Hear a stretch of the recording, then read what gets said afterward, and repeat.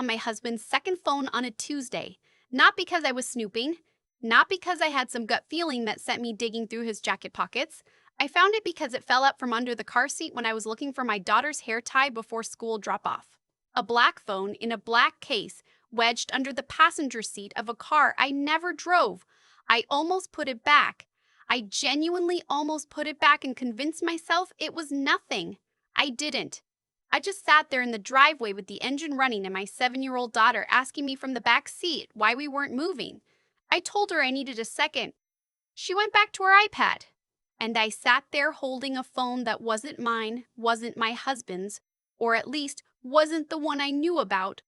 And I felt something shift in my chest. Not panic, not even sadness yet. Just this quiet, cold knowing. The kind that doesn't need evidence because some part of you already did the math a long time ago.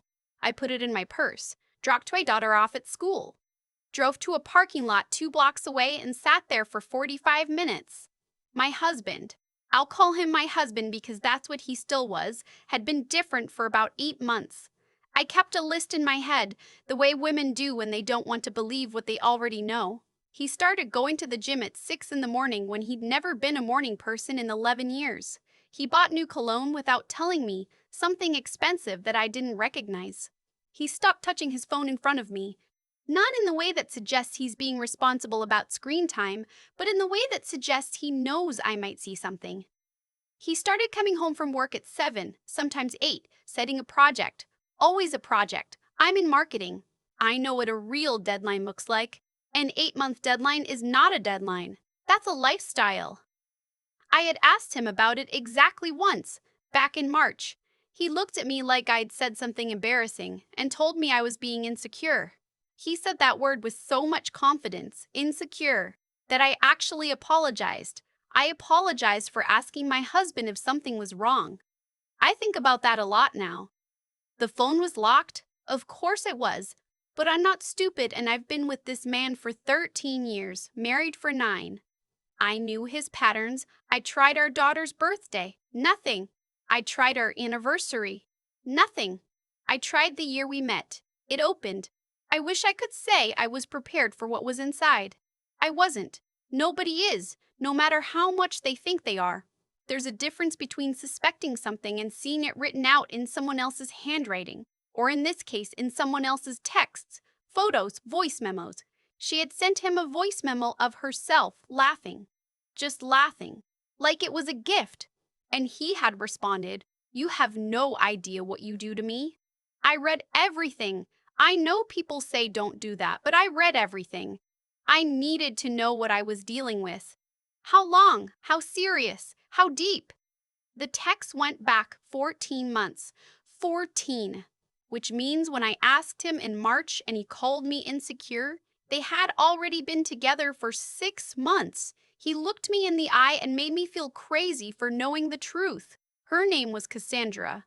She went by Cassie.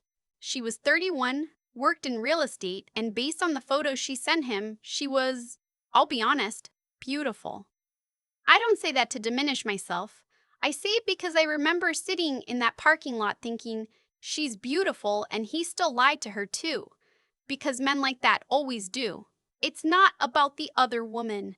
It was never about the other woman. I drove home. I put the phone exactly where I'd found it, under the passenger seat.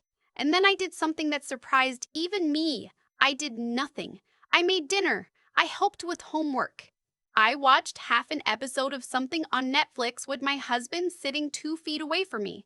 And the entire time, I was thinking clearly for the first time in months. I needed to be smart about this. I want to be clear about something. I was not a woman who had been sitting in a perfect marriage that suddenly fell apart. Our marriage had been good, genuinely good, for most of it. We had built something real, a house in Raleigh, a daughter we both adored, a life that made sense. But looking back now, I can see the hairline cracks that I kept filling with excuses. He was dismissive of my career when it started going well. He made jokes that weren't quite jokes. He had a way of reframing my emotions so that whatever I felt was always a little too much or slightly unreasonable. I had spent years shrinking myself to fit inside the version of me that he was comfortable with. I was done shrinking. The next morning, I called my sister. She is a paralegal in Charlotte and the most clear headed person I know. I didn't cry on the phone. I just told her what I found, and she didn't say, "Are you sure?" Or maybe there's an explanation. She said, "Okay, here's what you do first." I spent the next 3 weeks building a foundation. I opened a personal checking account at a different bank, one he had no connection to. I started moving small amounts from our joint account into it. Nothing dramatic, nothing that would flag. I photographed every financial document in the house, mortgage statements, investment accounts, his business records, our joint tax returns going back 5 years. I found a divorce attorney, a woman named Patricia who had been doing family law for 22 years and who, when I sat across from her desk and laid out what I had, looked at me and said, "You've done good work." That felt like the first compliment I'd received in a long time. Patricia explained my situation clearly. We had commingled finances throughout the marriage. The house had equity. He had a 401k. There was the question of our daughter and custody, which was the part that made my throat tighten every time I thought about it. She told me not to confront him yet. She told me to keep documenting. She told me that the spouse who files prepared almost always does better than the spouse who files angry. I filed it away like a fact. I was going to file prepared. Here's the part that changed everything, and I still don't fully understand the timing of it. It was a Saturday afternoon, about 5 weeks after I found the phone. My daughter was at her grandmother's for the weekend. My husband had left that morning saying he was going to play golf, except he'd taken the car with the hidden phone, and when I checked the location he shared with me on his regular phone, it hadn't moved from a neighborhood across town in 3 hours. Not a golf course, a neighborhood. I was sitting on my back porch with a cup of coffee going cold in my hand when my doorbell rang. I almost didn't answer. I wasn't expecting anyone, and I wasn't in the mood. But something made me get up. Standing at my front door was a man I had never seen before in my life.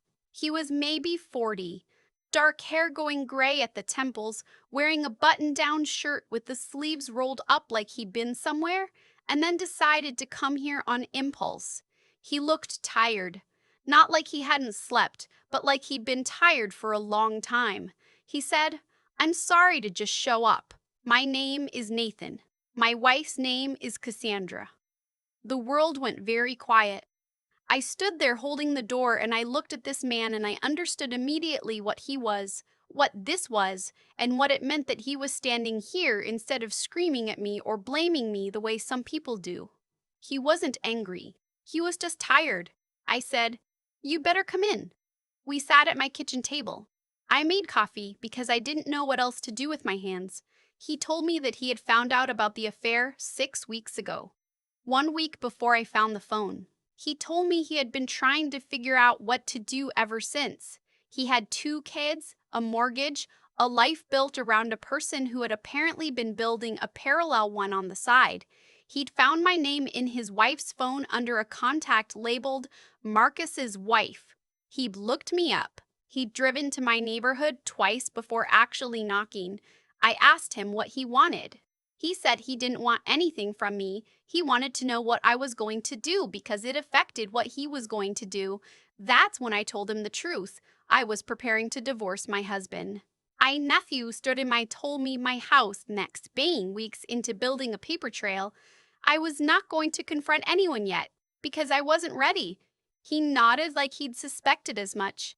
Then he said, "I need to show you something." He pulled out his own phone and showed me a series of screenshots, texts between his wife and my husband that he had recovered from her iCloud backup after she'd changed the passcode on her phone.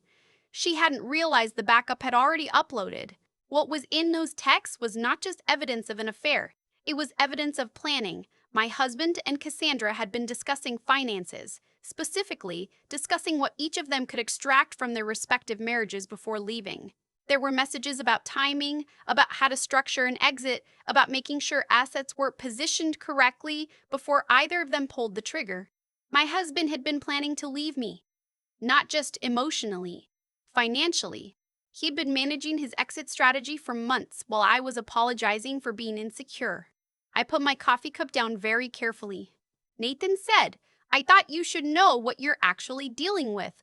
I looked at this man sitting across my kitchen table, this stranger who had driven to my house on a Saturday because he thought I deserved to know the truth, and I felt something that's hard to describe. It wasn't gratitude exactly. It was more like recognition.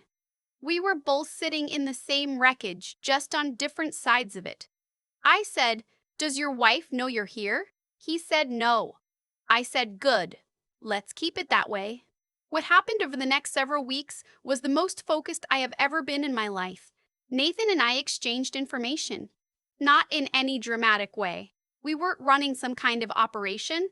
We were just two people who had access to different pieces of the same puzzle. He forwarded me the screenshots. I shared some of the financial documentation I had gathered. My attorney, Patricia, advised me carefully on what I could and couldn't use, and she was explicit that I needed to handle everything through proper legal channels. More importantly, Patricia connected me with a forensic accountant. His name was Gerald, and he wore the same brown cardigan to every meeting, and he was, without question, one of the most valuable people I have ever interacted with. Gerald went through 5 years of our shared finances and found things I never would have found on my own. There were transfers I hadn't known about, business expenses that didn't match any actual business activity. My husband had been slowly restructuring money for nearly a year. Gerald's report was 43 pages long. My attorney filed the petition for divorce on a Wednesday morning in November. My husband was served at his office. I know this because his assistant, who had apparently been fielding Cassandra's calls for months and was not particularly loyal to him as a result, texted a mutual friend who texted me. He called me 7 times in the 2 hours after being served. I let every single call go to voicemail. When I finally did answer, on the 8th call, he was not the composed man who had once told me I was being insecure. He was unraveling in real time. He wanted to know what I was doing. He wanted to talk about it. He wanted to come home and discuss this like adults. He said, and I remember this precisely because I wrote it down afterward, "You're making a mistake. You're going to regret this." I said, "I've retained Patricia Chen. All communication goes through her office." And I hung up. The divorce process was not fast or easy. I want to be honest about that because too many of these stories make it sound like filing the papers is the hard part and everything after is a victory lap. It wasn't. There were months of back and forth, of his attorney trying to minimize what Gerald had found, of my husband insisting that the financial restructuring had been legitimate business decisions. There were custody mediation sessions that were exhausting in ways I didn't know exhaustion could be. There was a period of about 6 weeks where I cried every single night after my daughter went to sleep, not because I missed him exactly, but because I was grieving the version of my life I had believed in. My daughter handled it better than I expected and worse than I hoped. Kids always do. But here's what Patricia had known from the start. I filed prepared. Because I filed prepared, and because Gerald's report was 43 pages long, and because Nathan had provided his own documentation through his own attorney in his own parallel proceedings, which created corroborating evidence about the financial planning, my husband's position was weak from the start. The settlement took 7 months to reach. I got the house. I got primary custody with generous visitation for him, which I agreed to because despite everything, he is still her father and she loves him, and I am not the kind of person who uses a child as a weapon. I got an equitable share of the retirement accounts and the investments, adjusted for the transfers Gerald had identified. My attorney argued successfully for a larger share based on the documented dissipation of marital assets. It was not the life I had planned, but it was mine, and it was fair, and it was built on truth. Nathan's divorce finalized about 2 months before mine. He got his kids on a primary schedule. Last I heard, Cassandra had moved into a one-bedroom apartment and was starting over at 31 in a way that probably looked very different from whatever she had imagined. My ex-husband, is renting a condo near his office. He texts me about our daughter's schedule with the same tone he used to use in work emails. Professional, neutral, like we're colleagues who once overlapped on a project. I don't hate him. I want to say that clearly because I know that sounds like the thing you're supposed to say, but I actually mean it.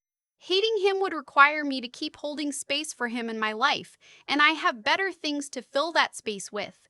What I feel when I think about him now is mostly just clarity. Like when you've had a low-grade headache for so long that you stopped noticing it, and then one day it's gone, and you realize how much energy you were spending just managing the pain. I'm 34 now. My daughter is 8 and is obsessed with competitive swimming and a book series about dragons. I got a promotion 4 months after the divorce was finalized, the kind I had been quietly passed over for twice while I was managing the emotional weight of a marriage that was already hollow. I live in the same house in Raleigh, but I repainted the living room and replaced the couch, and it feels like mine now in a way it never quite did before. Nathan and I text occasionally. Not often, maybe once a month or so. He's doing okay. He adopted a dog. He's learning to cook, which he mentioned once and then seemed embarrassed about, and I told him there was nothing embarrassing about learning something new. There are things I know now that I didn't know before, and I'm not going to wrap them up in a bow and call them lessons because real things don't work that way. But I know that the woman who apologized to her husband for asking a reasonable question would not recognize the woman who sat across from a forensic accountant and read a 43-page report about her own finances. That distance between who I was and who I became through this, that's the only thing I'm grateful for out of all of it. I'm not grateful it happened. I don't believe everything happens for a reason. I don't think I needed to be betrayed to grow, or that the pain was necessary, or that I should thank the universe for the curriculum. But I'm here. I'm clear. I know exactly how much I'm worth in every sense of that phrase. And that's enough. That's actually everything. I've thought a lot about what actually made the difference in all of this. Not the attorney, not the forensic accountant, not even Nathan showing up at my door on that Saturday afternoon. Those things mattered, but they were consequences. What actually changed everything was the moment in that parking lot when I chose not to react. When I put the phone back under the seat and drove home and made dinner and said nothing. That choice, to be still when every nerve in my body was screaming, was the hardest thing I've ever done. And it was the thing that saved me. There's something nobody tells you about being deceived by someone you trusted completely. The damage isn't just emotional, it's architectural. The whole structure you built your understanding of your life on turns out to have been resting on ground that was never solid. And when that happens, the instinct is to tear everything down at once, to confront, expose, explode. I understand that instinct. I felt it. But I've come to believe that how you respond in the first hours after discovering a betrayal determines almost everything that follows.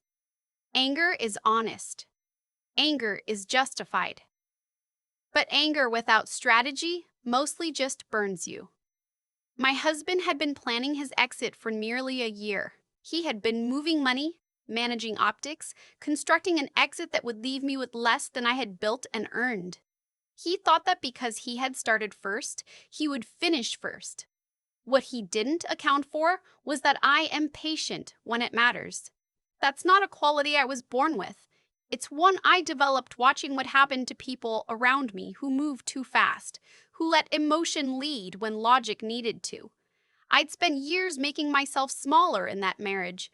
When it ended, I was done being small. I think about Nathan, too.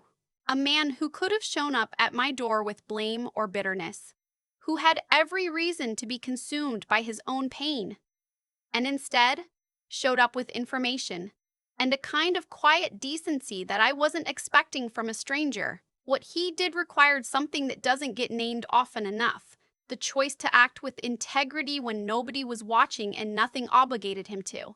He didn't owe me anything. He came anyway. And the practical result of that decency was that both of us walked out of our respective situations with more than we would have had otherwise.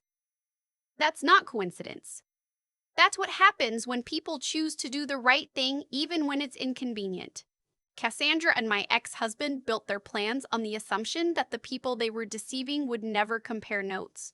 That isolation, keeping both of us in the dark, managing two separate realities was the foundation of the whole strategy. The moment Nathan and I sat at my kitchen table and started talking, that foundation cracked. Secrets kept in silos collapse when the silos start communicating. I'm not going to tell you that everything worked out perfectly because it didn't. Divorce is not a victory, even when it's the right choice. There were nights that were genuinely awful.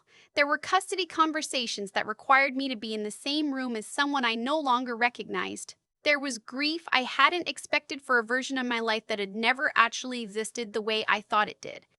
But I came out of it with something that is harder to quantify than the house or the settlement. I came out of it knowing exactly who I am when things fall apart. I know how I think under pressure. I know that I can read a 43-page financial report and understand it. I know that I can sit across from someone who hurt me deeply and remain composed.